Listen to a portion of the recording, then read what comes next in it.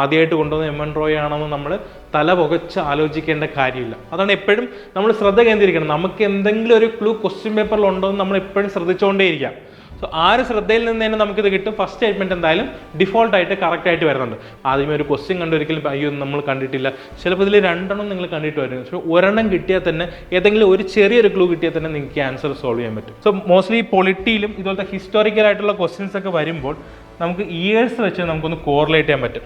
ഇപ്പോൾ നമ്മൾ 1935 scheduled caste, നമ്മൾ ആ ഒരു ടൈമിൽ കൂടുതലായിട്ട് ഗാന്ധിജി, അംബേദ്കർ കൂടുതലായിട്ടും ഒരു ഡിബേറ്റൊക്കെ വന്ന് ഷെഡ്യൂൾഡ് കാസ്റ്റ്, അവരുടെ ഡിപ്രസ്ഡ് ക്ലാസ് ആയിട്ടുള്ളൊരു ആ ഒരു ഡിബേറ്റിൽ വന്നിട്ടുണ്ട്.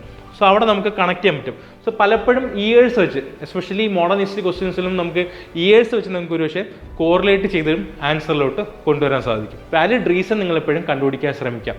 അത് ശരിയാക്കാനുള്ള വാലിഡ് റീസൺ, അല്ലെങ്കിൽ ഇത് തെറ്റാണ് എന്നുള്ളതിനൊരു വാലിഡ് റീസൺ. നിങ്ങൾക്ക് എന്തിനാണോ ആ വാലിഡ് റീസൺ കിട്ടുന്നത് അതിൽ സ്റ്റാൻഡ് ചെയ്യുക, പ്രൊസീജിയർ ചെയ്യുക. ഓക്കെ.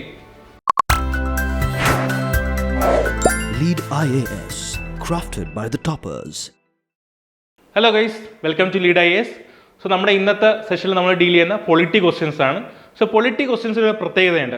നമുക്ക് കുറച്ച് കൂടുതലൊരു എന്താ പറയുക, ബാക്കിയുള്ളതിനെക്കാട്ടിയും കുറച്ച് കൂടുതൽ ഇതൊരു പോസിബിൾ ആണോ, നമ്മുടെ ഒരു ഇന്ത്യ എന്നുള്ളൊരു കൺട്രിയിൽ ഇതൊരു പോസിബിൾ ആണോ എന്നുള്ളൊരു പ്രാക്ടിക്കാലിറ്റി വെച്ചിട്ട് നമുക്ക് കുറച്ചുകൂടെ ഈസി ആയിട്ട് ചെയ്യാൻ പറ്റുന്ന ഒരു ഏരിയ ആണ് പൊളിറ്റിയുടെ ക്വസ്റ്റ്യൻസ്. സോ നമുക്ക് നോക്കാം എങ്ങനെയാണ് ചെയ്യേണ്ടതെന്ന്. സോ ഫസ്റ്റ് ക്വസ്റ്റ്യൻ ഒരു അമെൻമെൻറ്റ് ആക്ടിനെ പറ്റിയാണ് ചോദിച്ചിട്ടുള്ളത്. സോ നിങ്ങൾ എന്തായാലും പഠിക്കുമ്പം വളരെ ഇമ്പോർട്ടൻ്റ് ആയിട്ട് മെയിനായിട്ട് കുറച്ച് അമെൻമെൻറ്റ് ആക്ട്സ് ഉണ്ട്. സോ അമെൻമെൻറ്റ് ആക്ട്സ് എന്തായാലും പഠിച്ചു വെച്ചിരിക്കുക. നമുക്ക് കംപ്ലീറ്റ് അമെൻമെൻറ്റ് ആക്ട്സും പഠിക്കാൻ പറ്റില്ല, ബട്ട് ഇമ്പോർട്ടൻ്റ് ആയിട്ടുള്ള അമെൻമെൻറ്റ് ആക്ട്സ് നിങ്ങൾ ലക്ഷ്മി പഠിക്കുമ്പോൾ തന്നെ പല ഏരിയാസിൽ ഇമ്പോർട്ടൻ്റ് ആയിട്ടുള്ള അമെൻമെൻറ്റ് ആക്ട്സ് പഠിക്കുന്നുണ്ട്. അപ്പോൾ അതെല്ലാം അതിൻ്റെ മെയിൻ ആയിട്ടുള്ള പ്രൊവിഷൻസും കാര്യങ്ങളും ഓർത്തിരിക്കുക. ഓക്കെ. സോ ആ ഒരു ബേസിക് അണ്ടർസ്റ്റാൻഡിങ് എല്ലാവർക്കും കാണും. സോ നമുക്ക് ഇനി സ്റ്റേറ്റ്മെൻറ്റ് നോക്കാം. This amendment act facilitated the proclamation of national emergency. So national എമർജൻസിയെ പറ്റി പറയുന്നുണ്ട്. In a part of territory of India. Okay. It shifted 5 subjects from the state list to concurrent list. ഒരു വലിയൊരു മാറ്റമാണ് അല്ലേ. 5 സ്റ്റേറ്റ് ലിസ്റ്റിൽ നിന്നും കൺകറന്റ് ലിസ്റ്റിലോട്ട് 5 സബ്ജക്റ്റിനെ മാറ്റി. It empowered the parliament to make laws to deal with anti national activities and such laws are to take precedence over the fundamental rights. So ഈ ഇത്രയും വായിക്കുമ്പോൾ നമുക്ക് മെയിനായിട്ട് കുറച്ച് ഐഡിയാസ് കിട്ടും അല്ലേ. ഒന്നിവിടെ നാഷണൽ എമർജൻസിയെ പറ്റി പറയുന്നുണ്ട്. പിന്നെ 5 സബ്ജക്ട്സിനെ സ്റ്റേറ്റ് ലിസ്റ്റിൽ നിന്ന് സെൻട്രൽ ലിസ്റ്റിലോട്ട് മാറ്റി. ദെൻ ആൻറ്റി നാഷണൽ ആക്ടിവിറ്റീസിനെ പറ്റി പറയുന്നുണ്ട്. ദെൻ ഫണ്ടമെൻ്റൽ റൈറ്റ്സിന് മുകളിലാണ് ആ ലോസ് വരുന്നതെന്നും പറയുന്നുണ്ട്. സോ ഇത്രയും ഒരു ഐഡിയ കിട്ടുമ്പോൾ തന്നെ നമുക്ക് മനസ്സിലാവും ഇത് ആരുടെ ടൈം പീരീഡിൽ കൊണ്ടുവന്നതായിരിക്കും, ഏത് അമെൻമെൻറ്റ് ആക്ട് ആയിരിക്കും എന്നും എല്ലാവർക്കും ഒരു ഏകദേശം ഒരു ഐഡിയ കിട്ടുന്നുണ്ട് അല്ലേ. സോ ഇനി നമുക്ക് നോക്കാം first amendment act. First amendment ആക്ടിൽ ഇത്രയും വലിയൊരു ചേഞ്ച്, അതിൽ 5 subjects from state to concurrent list, national എമർജൻസിയുടെ കാര്യമൊക്കെ ഫസ്റ്റ് അമെൻമെൻറ്റ് ആക്ടിൽ വരാനുള്ള പോസിബിലിറ്റി കുറവാണ്. കാരണം നാഷണൽ എമർജൻസി ഒക്കെ കൂടുതലും വരുന്നത് നമുക്ക് എന്താണ്, ആ 1970s ഇന്ദിരാഗാന്ധിയുടെ ടൈം പീരീഡ് ആണെന്ന് നമുക്കറിയാം. സോ വി ക്യാൻ എലിമിനേറ്റ് എന്താണ്, ഓപ്ഷൻ എ നമുക്കങ്ങ് എലിമിനേറ്റ് ചെയ്യാം അല്ലേ. ദെൻ 42nd അമെൻമെൻറ്റ് ആക്ട്, വളരെ ഫേമസ് ആയിട്ടുള്ളൊരു അമെൻമെൻറ്റ് ആക്ടാണ് 42nd 44th അമെൻമെൻറ്റ് ആക്ടും. Then 86th amendment act. So ഇതെന്തായാലും 86th അമെൻമെൻറ്റ് ആക്ട് അല്ല, അത് എഡ്യൂക്കേഷൻ കാര്യങ്ങളായിട്ട് വരുന്ന പിന്നീട് വരുന്നതാണ്. അപ്പം 42nd 44th ഇതിൽ ഏതെങ്കിലും ഒന്നായിരിക്കാം അല്ലേ. കാരണം ആ ഒരു ടൈം പീരീഡ് നോക്കുമ്പോൾ ഇതിൽ ഏതെങ്കിലും ഒന്നായിരിക്കാനുള്ള പോസിബിലിറ്റി ഉണ്ട്. 86th വരാനുള്ള ചാൻസ് ഇല്ല.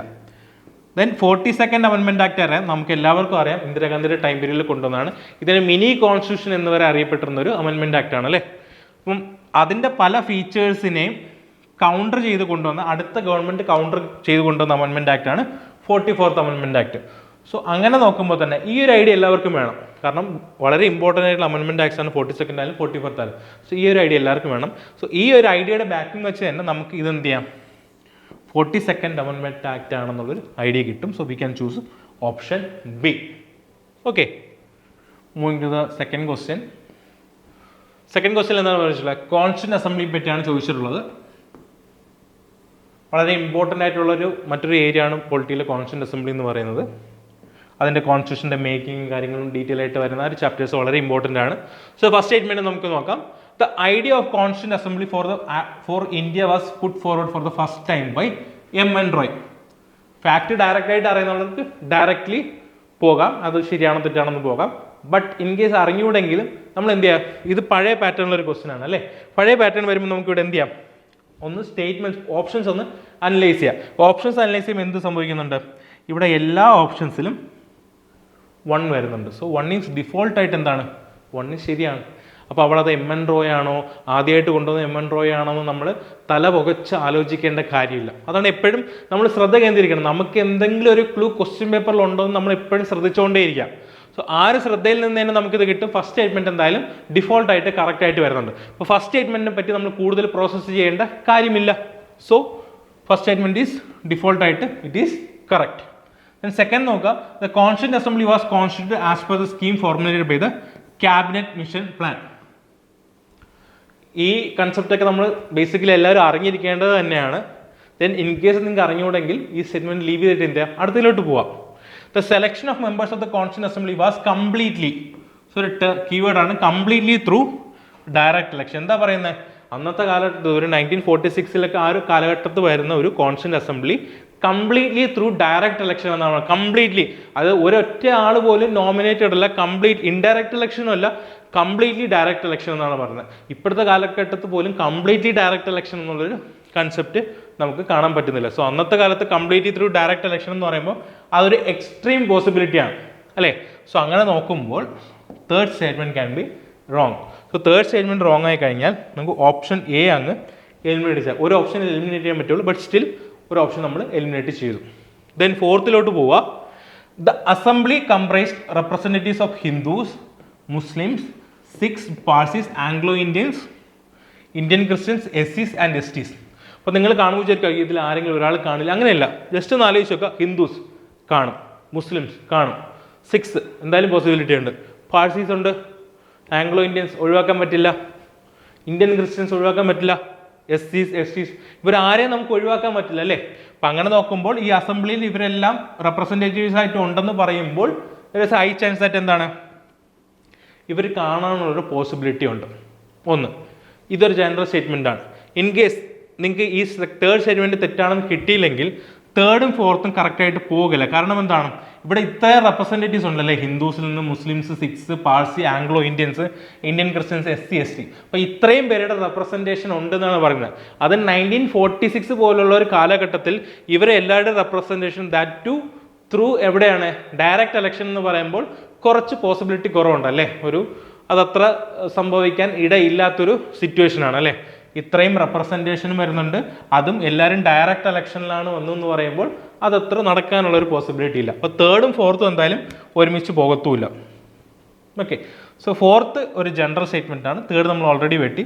സോ 4 എന്തായാലും വേണം. സോ നമ്മൾ എന്തായാലും ഓപ്ഷൻ സിയിലും എത്തി, ഓപ്ഷൻ ബിയിലും എത്തി.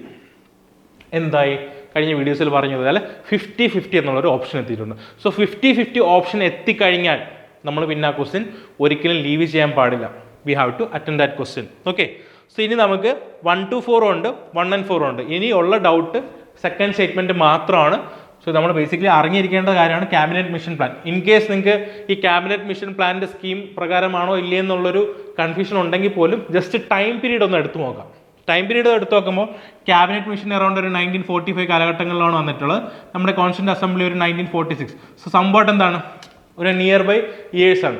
അപ്പോൾ ഒരുപക്ഷെ അതിൻ്റെ ബേസിലായിരിക്കാം കൊണ്ടുവന്നെന്നുള്ളൊരു ഐഡിയ നമുക്ക് കൊണ്ടുവരാം. അത് നമ്മളൊരു കറക്കിക്കുത്തൊന്നുമല്ല, നമ്മൾ ഒരു ഇൻ്റലക്ച്വൽ കേസാണ് അല്ലേ. കാരണം ക്യാബിനറ്റ് മിഷൻ്റെ ടൈം പീരീഡും കോൺസ്റ്റിറ്റ്യൂന്റ് അസംബ്ലിയുടെ ടൈം പീരീഡും വെച്ചിട്ട് കോറിലേറ്റ് ചെയ്തിട്ടാണ് നമ്മൾ അവിടെ എത്തിയത്. സോ അങ്ങനെ നോക്കുമ്പോൾ സെക്കൻഡ് സ്റ്റേറ്റ്മെൻറ്റ് ശരിയാകാനുള്ള പോസിബിലിറ്റീസ് ഉണ്ട്. സോ അങ്ങനെ will go with option B 1, 2 and 4. Okay, third question. So ഇങ്ങനത്തെ പെയർ വൈസ് ക്വസ്റ്റ്യൻ കാണുമ്പോൾ നിങ്ങളൊരിക്കലും പാനിക് ആകാതെ തന്നെ പ്രോസസ്സ് ചെയ്യാം.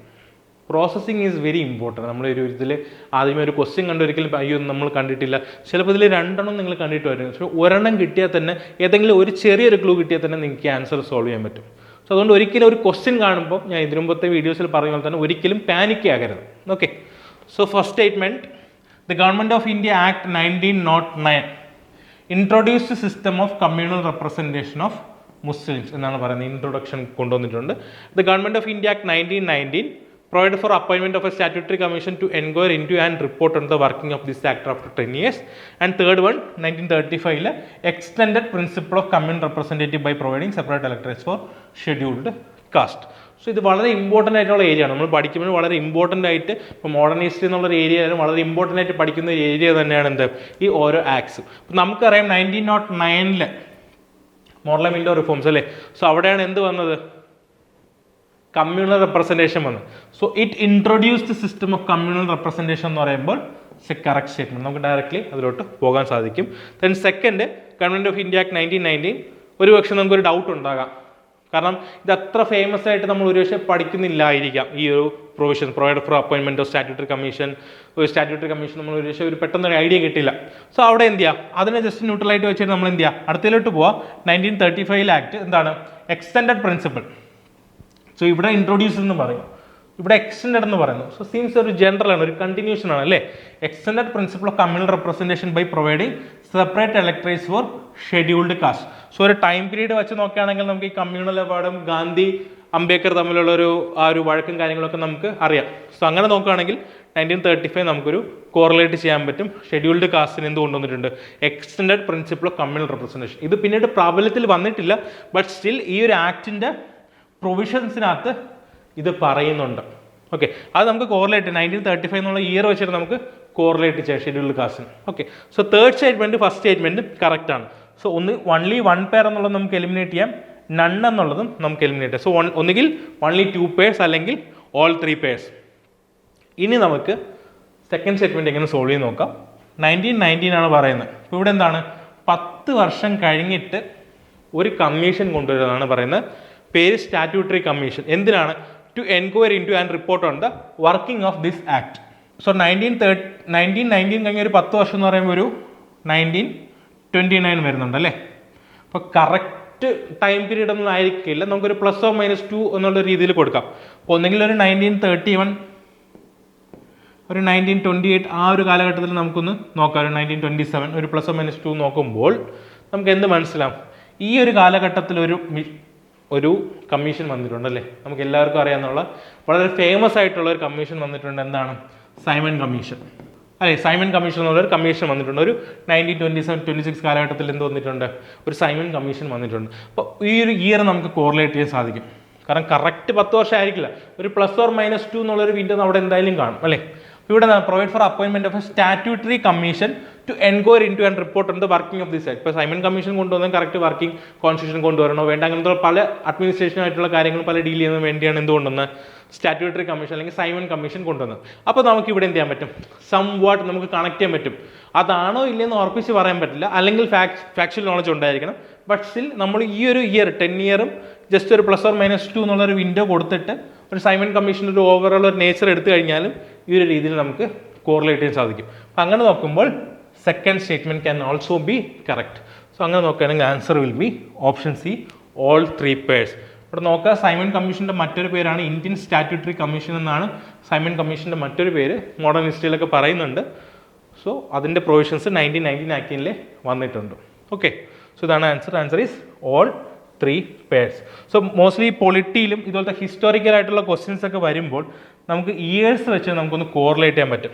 ഇപ്പോൾ നമ്മൾ 1935 ഷെഡ്യൂൾഡ് കാസ്റ്റ് നമ്മൾ ആ ഒരു ടൈമിൽ കൂടുതലായിട്ട് ഗാന്ധിജി അംബേദ്കർ കൂടുതലായിട്ടും ഒരു ഡിബേറ്റൊക്കെ വന്ന് ഷെഡ്യൂൾഡ് കാസ്റ്റ് അവരുടെ ഡിപ്രസ്ഡ് ക്ലാസ് ആയിട്ടുള്ളൊരു ആ ഒരു ഡിബേറ്റിൽ വന്നിട്ടുണ്ട്. സോ അവിടെ നമുക്ക് കണക്ട് ചെയ്യാൻ പറ്റും. സോ പലപ്പോഴും ഇയേഴ്സ് വെച്ച്, എസ്പെഷ്യലി മോഡേൺ ഹിസ്റ്ററി ക്വസ്റ്റ്യൻസിലും നമുക്ക് ഇയേഴ്സ് വെച്ച് നമുക്ക് ഒരു പക്ഷേ കോറിലേറ്റ് ചെയ്തും ആൻസറിലോട്ട് കൊണ്ടുവരാൻ സാധിക്കും. Okay, fourth question. ഈ ഫോർത്ത് ക്വസ്റ്റ്യനിൽ പല committees of the constituent assembly അതിൻ്റെ ചെയർമാനാണ് ചോദിച്ചത്.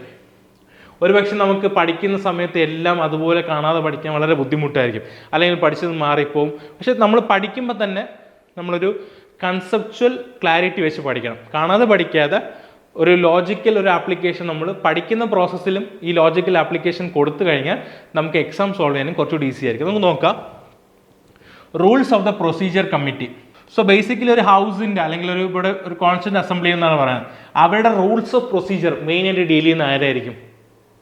ആ അസംബ്ലിയുടെ അല്ലെങ്കിൽ ഹൗസിൻ്റെ ചെയർ ആയിരിക്കും. അന്നത്തെ കോൺസ്റ്റിറ്റ്യൂന്റ് അസംബ്ലിയുടെ ചെയർ ആരായിരുന്നു? ഡോക്ടർ രാജേന്ദ്ര പ്രസാദ്. അപ്പോൾ most probably rules of procedure കമ്മിറ്റിയുടെ ചെയറും ആരായിരിക്കണം? It might be Rajendra Prasad. അവർ റിലേഷൻ വരുന്നുണ്ട് അല്ലേ, കാരണം പുള്ളിക്കാരനാണ് കോൺസ്റ്റിറ്റ്യൂന്റ് അസംബ്ലിയുടെ ചെയർ വരുന്നത്. സോ റൂൾസ് ഓഫ് പ്രൊസീജിയർ, ആ കോൺസ്റ്റിറ്റ്യൂന്റ് അസംബ്ലിയുടെ റൂൾസ് ഓഫ് പ്രൊസീജിയർ ഡീൽ ചെയ്യുന്ന ഒരു കമ്മിറ്റിയും മോസ്റ്റ് പ്രോബബ്ലി ഡീൽ ചെയ്യുന്നത് ആരായിരിക്കണം? ഡോക്ടർ രാജേന്ദ്ര പ്രസാദ് ആയിരിക്കണം. സോ ആ ഒരു കണക്ഷൻ നമുക്ക് ഇവിടെ കൊണ്ടുവരാൻ സാധിക്കും അല്ലേ. So first statement can be correct. Then second നോക്കുക, പ്രൊവിൻഷ്യൽ കോൺസ്റ്റിറ്റ്യൂഷൻ കമ്മിറ്റി. നമുക്ക് എല്ലാവർക്കും അറിയാം അല്ലേ, സർദാർ പട്ടേലാണ് എല്ലാ പ്രൊവിൻസസിനെയും സ്റ്റേറ്റ്സിനെയും എല്ലാം കാര്യം കൊണ്ടുവന്നിട്ട് അമാൽഗമേറ്റ് ചെയ്ത് ഇന്ത്യ എന്നുള്ളൊരു വലിയ രാജ്യമാക്കാൻ ഒരുപാട് സഹായിച്ചവരാണ് സർദാർ പട്ടേലാണ്. അപ്പോൾ most probably provincial constitution committee ആരായിരിക്കണം? മോസ്റ്റ് പ്രോബബിളി സർദാർ പട്ടേൽ ആയിരിക്കണം.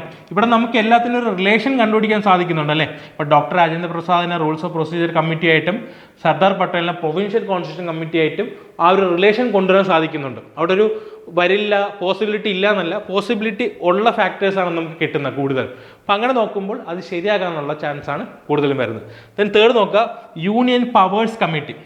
നമ്മുടെ മൊത്തത്തിൽ ടോട്ടലി നോക്കിക്കഴിഞ്ഞാൽ ഈ ഇൻഡിപെൻഡൻസ് എല്ലാം കഴിഞ്ഞിട്ട് ആദ്യം പ്രധാനമന്ത്രി ആയത് ആരാണ്? ജവഹർലാൽ നെഹ്റു ആണ്. അപ്പോൾ മോസ്റ്റ്ലി പവർ എല്ലാം കൂടുതലും കയ്യിൽ വരുന്ന ആർക്കാണ്? ഇപ്പോൾ മഹാത്മാഗാന്ധിക്ക് പൊളിറ്റിക്സിലോട്ട് വലിയ താല്പര്യമില്ലാത്തതുകൊണ്ട് തന്നെ കൂടുതൽ മഹാത്മാഗാന്ധിയുടെ അടുത്തൊരു ഫോളോവർ, സക്സസർ എന്ന് പറയുന്നത് ഒരു ജവഹർലാൽ നെഹ്റു തന്നെയാണ്. അപ്പോൾ കൂടുതലും പവേഴ്സും കയ്യിൽ വന്നത് ജവഹർലാൽ നെഹ്റുവിൻ്റെ കയ്യിലാണ്. അപ്പോൾ most probably union powers committee ആരുടെ കയ്യിലായിരിക്കും വന്നിട്ടുള്ളത്? ജവഹർലാൽ നെഹ്റു. സോ അവിടെ എന്നിട്ട് നമുക്കൊരു റിലേഷൻ കണ്ടുപിടിക്കാൻ സാധിക്കുന്നുണ്ട്, ഒരു ബന്ധം സ്ഥാപിക്കാൻ നമുക്ക് പറ്റി. Then drafting committee. ഇത് ഓഫ് കോഴ്സ് എല്ലാവർക്കും അറിയാം, കോൺസ്റ്റിറ്റ്യൂഷൻ്റെ മെയിൻ ഫാദർ അല്ലെങ്കിൽ കോൺസ്റ്റിറ്റ്യൂഷൻ ഡ്രാഫ്റ്റ് ചെയ്ത ആരാണ്? BR അംബേദ്കർ ആണ്. സോ അത് നമുക്ക് എന്ത് ചെയ്യാൻ പറ്റുന്നുണ്ട്? കണക്ട് ചെയ്യാൻ സാധിക്കും. സോ ഇത് എല്ലാത്തിനെയും പരസ്പരം ഒരു റിലേഷൻ കണ്ടുപിടിക്കാൻ നമുക്ക് സാധിച്ചു. സോ അവിടെ ഒന്ന് തെറ്റാനുള്ള പ്രോബബിലിറ്റിക്കാട്ടും കൂടുതലും അത് മാച്ച് ആയിട്ട് വരാനുള്ള ചാൻസ് ആണ് കൂടുതൽ. സോ അങ്ങനെ വരുമ്പോൾ it will be all 4 pairs. So ഈ റിലേഷൻസ് അതാണ് ഞാൻ എപ്പോഴും പറയുന്ന ഒരു വാലിഡ് റീസൺ നിങ്ങൾ എപ്പോഴും കണ്ടുപിടിക്കാൻ ശ്രമിക്കാം. അത് ശരിയാക്കാനുള്ള വാലിഡ് റീസൺ, അല്ലെങ്കിൽ ഇത് തെറ്റാണ് എന്നുള്ളതിനൊരു വാലിഡ് റീസൺ. നിങ്ങൾക്ക് എന്തിനാണോ ആ വാലിഡ് റീസൺ കിട്ടുന്നത് അതിൽ സ്റ്റാൻഡ് ചെയ്യുക, പ്രൊസീജിയർ ചെയ്യുക. Okay, last question. നമ്മുടെ സ്റ്റേറ്റ്സിൻ്റെയൊക്കെ ഫോർമേഷൻ ടൈം പീരീഡിലുള്ള ആ ഒരു ഏരിയ ആണ്. സോ സ്റ്റേറ്റ്മെൻറ്റ്സ് വായിച്ചു നോക്കാം. JVP കമ്മിറ്റിയെ പറ്റി പറയുന്നുണ്ട്, നിങ്ങളെല്ലാവരും കേട്ടിട്ടുണ്ടായിരിക്കാം, വായിച്ചിട്ടുണ്ടായിരിക്കാം. ഒരു പക്ഷേ കമ്മിറ്റി എന്താണ് ഫൈനലി പറഞ്ഞിട്ടുള്ളത് എന്നുള്ളൊരു കൺഫ്യൂഷൻ നിങ്ങൾക്ക് ഉണ്ടാവും. Okay, so JVP committee, the linguistic province committee created by the Congress in 1948 accepted language as the basis of reorganisation of the states. നമുക്ക് ഒരു പക്ഷേ അറിയത്തില്ലായിരിക്കാം ഈ JVP കമ്മിറ്റി എന്താണെന്നോ, അല്ലെങ്കിൽ JVP കമ്മിറ്റി അവരുടെ ഫൈനൽ റെക്കമെൻഡേഷൻ എന്താണെന്നോ ഒരു പക്ഷേ നമ്മൾ അറിയില്ല. JVP കമ്മിറ്റി ഉണ്ടെന്ന് അറിയായിരിക്കും, ഒരു പക്ഷേ ഒരു ഫൈനൽ റെക്കമെൻഡേഷൻ നമുക്ക് ഒരു പക്ഷേ ഓർത്തെടുക്കാൻ സാധിക്കുന്നില്ല. എങ്കിൽ എന്ത് ചെയ്യാം? അതെന്ത് ചെയ്യാം? ഫസ്റ്റ് സ്റ്റേറ്റ്മെന്റിൽ ലീവ് ചെയ്യാം. We'll go to the second statement. The death of Potti Sri Ramulu after a hunger strike force the government of India to create the first linguistic state Andhra state in 1953. ഇത് നമുക്ക് എല്ലാവർക്കും അറിയാവുന്ന ഒരു ഫാക്ച്വൽ നോളജ് ആണ് അല്ലേ. 1953 പോറ്റി ശ്രീരാമുലുവിന്റെ മരണത്തിന് ശേഷം ആദ്യമായിട്ട് ഫോം ചെയ്തത് എന്താണ്? ആന്ധ്ര സ്റ്റേറ്റ് ആണ്. സോ ഈ ഫാക്ച്വൽ നോളജ് എല്ലാവർക്കും ബേസിക്കലി അറിയാവുന്ന ഒരു ഫാക്ട് തന്നെയാണ്. സ്റ്റേറ്റ്സിന്റെ ഫോർമേഷൻ നമ്മൾ പഠിക്കുന്ന മെയിൻ ആയിട്ടുള്ള ഫാക്ട് തന്നെയാണ് എന്താണ്? പോറ്റി ശ്രീരാമുലുവിന്റെ മരണത്തിന് ശേഷം ഹങ്കർ സ്ട്രൈക്കിന് ശേഷം എന്ത് സംഭവിച്ചു? First linguistic state Andhra state 1953 form ചെയ്തു. സോ ഈ ഒരു കൺസെപ്റ്റ് വെച്ച് തരാം. ഇനി നമുക്കൊരു റിലേഷൻ കണ്ടുപിടിക്കാൻ സാധിക്കും അല്ലേ. ഫസ്റ്റ് സ്റ്റേറ്റ്മെന്റ് സെക്കൻഡ് സ്റ്റേറ്റ്മെന്റ് തമ്മിൽ റിലേഷൻ കിട്ടുന്നുണ്ട്. എന്ത് റിലേഷനാണ്? നിങ്ങളൊന്ന് ആലോചിച്ച്, എന്ത് റിലേഷൻ ആയിരിക്കും കിട്ടുന്നത് ഫസ്റ്റ് സ്റ്റേറ്റ്മെന്റ് സെക്കൻഡ് സ്റ്റേറ്റ്മെന്റും തമ്മിൽ? സെക്കൻഡ് സ്റ്റേറ്റ്മെന്റിൽ എന്താ പറയുന്നത്? Death of Potti Sriramulu after a hunger strike force the government of India. Government of India force ചെയ്ത് എന്തിനാണ്?